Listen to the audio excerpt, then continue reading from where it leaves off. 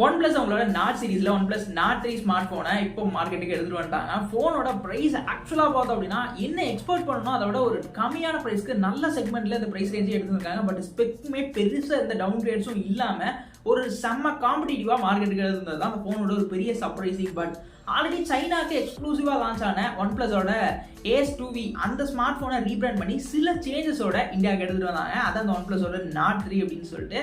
இந்த ஃபோனில் என்ன மாதிரியான ஸ்பெக் இருக்கு, இந்த ஒரு பிரைஸ் எனக்கு இந்த ஃபோனோட ஸ்பெக் எந்த அளவுக்கு காம்படிட்டிவா மார்க்கெட்ல இருக்கு அப்படிங்கறத பத்தி பேசுறதா இந்த ஒரு வீடியோ. நான் உங்க AK DPC Tamil channel.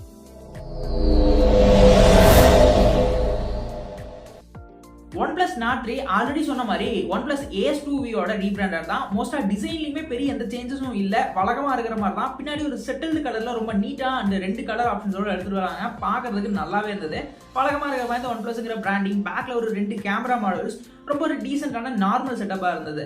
And இதுல சர்ப்ரைஸ்லி பார்த்தோம் அப்படின்னா அந்த போன் ஒரு 193 கிராம்ஸ் வெயிட்டோட 8.2 mm திக்னஸோட மோஸ்ட் ஆஃப் இப்போ எல்லாருமே ஸ்லிமா தான் கொடுக்குறாங்க. டீசெண்டா மெயின்டைன் பண்ணிக்கிறது, பெருசா எந்த ஒரு குறையுமே இல்லாம லுக் வைஸ்ல நல்லாவே இருந்தது. ஆக்சுவல் டிஸ்பிளே ஸ்பெக் அப்படின்னு வரும்போது இங்க 6.78 இன்ச்சஸ் இருக்கக்கூடிய ஃப்ளூயிட் அமௌண்ட் கொடுத்துருக்காங்க. 1 பில்லியன் கலர்ஸ் செப்பரேட் பண்ணும், 120 ஹெர்ட்ஸ்க்கான ரெஃப்ரெஷ் ரேட் இருக்கு. பீக் பிரைஸ் லெவல் அப்படின்னு பார்த்தோம்னா 1450 ஹெர்ட்ஸ்க்கான peak price level screen maintain பண்ணுது. அண்ட் அவுட்டோர் பர்ஃபார்மன்ஸ்க்கு கண்டிப்பா பெட்டர் எக்ஸ்பீரியன்ஸை ஃபீல் பண்ற வைக்கிற அளவுக்கு டிஸ்பிளே கொடுத்துருக்காங்க. அண்ட் இந்த செக்மெண்ட்ல ஒரு செம்ம டிஸ்பிளே அப்படின்னு சொல்லலாம். ஏன்னா 33,000ல ஆல்ரெடி நம்ம ரியல்மி இந்த மாதிரிலாம் பார்த்துருப்போம். பட் OnePlus இங்கே கொடுக்கறது வேற லெவல் தான். ஏன்னா மோஸ்ட் இந்த பிராண்ட் வேல்யூக்காக கன்சிடர் பண்ண போதில் ஒரு செம்ம டிஸ்பிளே எக்ஸ்பீரியன்ஸை கண்டிப்பாக OnePlus இங்கே தந்துடுறாங்க அப்படின்னு வந்து சாட்டிஸ்ஃபைங்காக சொல்லிடலாம். அண்ட் HDR10+க்கான சப்போர்ட்டும் இருக்குது. அது போக டால்பி விஷன் சப்போர்ட்ஸும் ஸ்க்ரீனில் கொடுத்துருக்காங்க. IP58க்கான ரேட்டிங் இருக்குது, 54க்கான ரேட்டிங் ஆக்சுவலாக கொடுத்துருக்காங்க. அண்ட் ஓகே, இந்த செக்மெண்ட்ல மோஸ்டா எல்லாத்தையுமே என்ன வேணுமோ எல்லாத்தையுமே டிசைன் அண்ட் டிஸ்பிளே செக்மெண்ட்ல கவர் பண்ணிட்டாங்க. OnePlus அப்படின்னா மெயினா அதுவும் கொஞ்சம் இந்த நாட் சீரிஸ்னு வரும்போது இருக்கிறதுல இதான் வந்து ஓரளவுக்கு கொஞ்சம் காஸ்ட்லி அப்படின்னு சொல்லலாம். நாட் சீரிஸ்ல இப்போ வரைக்கும் வந்ததுல கேமராஸ் என்ன பண்ணிருக்காங்க அப்படின்னு எக்ஸ்பெக்ட் பண்ணும்போது சர்ப்ரைஸ்லி அதையுமே நல்ல விதமா கொடுத்துருக்கிறது தான் OnePlusோட செம ஒரு பாசிட்டிவா நான் பார்த்தேன்.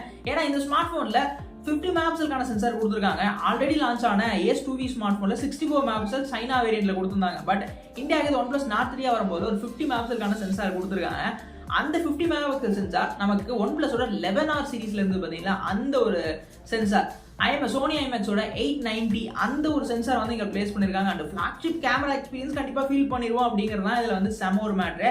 பட் செகண்டா இருக்கிறது ஒரு 8 மெகாபிக்சல் அல்ட்ரா வைட் அண்ட் ஃபைனலா ஒரு 2 மெகாபிக்சலுக்கான மேக்ரோங்கிற மாதிரி ஒரு நார்மலான செட்டப்ல முடிச்சிட்டாங்க. கேமராஸ் பொறுத்த வரைக்கும் OISக்கான ஸ்டெபிலிட்டி ஆப்ஷன்ஸ் இருக்கு. அண்ட் ஃபோக்கஸ் வரைக்குமான வீடியோஸை ரெக்கார்ட் பண்ணிக்கக்கூடிய கேப்பபிலிட்டியோட எடுத்துட்டு வராங்க.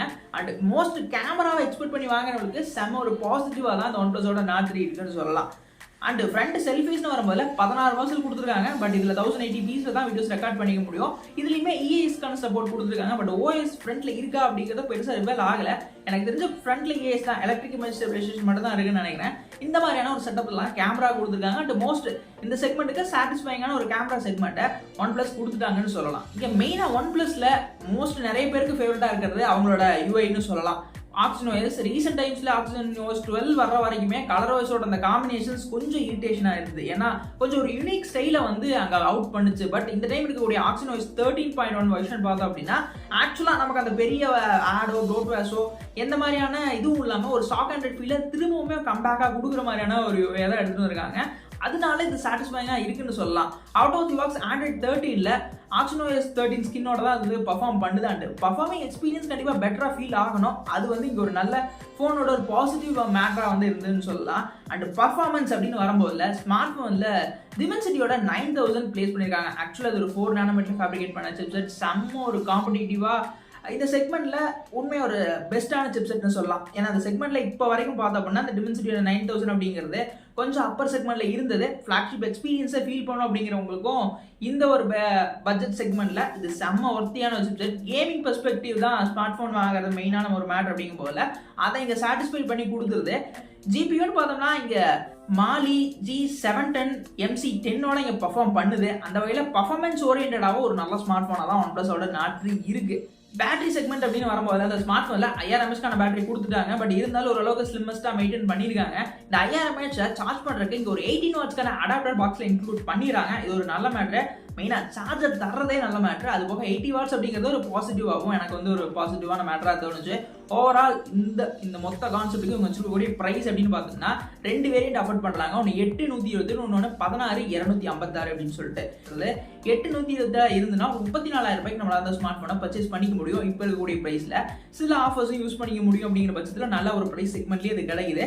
பட் எனக்கு வேரியன்ட் இன்னும் கொஞ்சம் ஸ்டோரேஜ் வேரியன்ட் ஜாஸ்தியாக வேணும்னா இன்னொரு 4000 இன்க்ரீஸ் பண்ணால் ஒரு 38க்கு வந்து இந்த ஃபோனை வாங்கிக்க முடியும். அண்ட் ஓரளவுக்கு மோஸ்ட் ஆஃப் அதோட ஸ்பெக் எல்லாமே செம்ம காம்படிட்டிவாக தான் இந்த மார்க்கெட்டில் இருக்குன்னு சொல்லலாம். மோஸ்ட் ஆஃப் நிறைய ஃபோன் வந்து இந்த செக்மெண்ட்டில் சூஸ் பண்ணுறத விட OnePlusல இந்த ஸ்க்ரீன் இஷ்யூஸ் இந்த மாதிரிலாம் இல்லை, இந்த டைம் இதை நல்லா ஆப்டிமைஸ் பண்ணிட்டாங்கிற பட்சத்தில் கண்டிப்பாக அது ஒரு வேல்யூபிளான செம ஒர்த்தியான ஸ்மார்ட் ஃபோனாக தான் இருக்குங்கிறது என்னோட ஒப்பீனியனாக இருந்தது. இந்த வீடியோ பிடிச்சிருக்கு, யூஸ்ஃபுல்லாக இருக்குது, உங்களோட ஒப்பீனியன் கரெக்டாக இருக்குது அப்படின்லாம் நினச்சிங்கன்னா மறக்காம வீடியோக்கு ஒரு லைக் கொடுத்துட்டு சேனலை சப்ஸ்கிரைப் பண்ணுங்கள்.